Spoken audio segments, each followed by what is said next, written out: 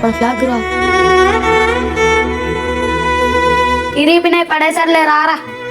చేయి ఇరిగిందని అమ్మని, కాలు ఇరిగిందని నాన్నని వదిలేస్తామారా? అది ఎట్లా వదిలేస్తాం రా?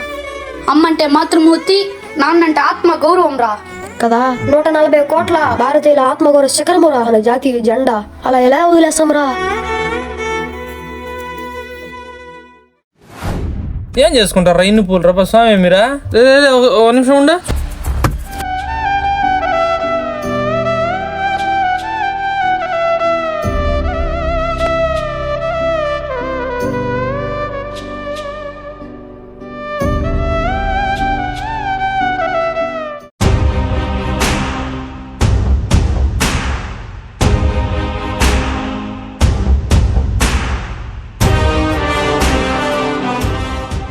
మన జాతీయ జెండా కనబడితే కులం చూడం, మతం చూడం, మన భరత మాత సాక్షిగా భారతీయ త్రివర్ణ పతాకాన్ని ఎప్పటికీ తలదించుకోనివ్వం.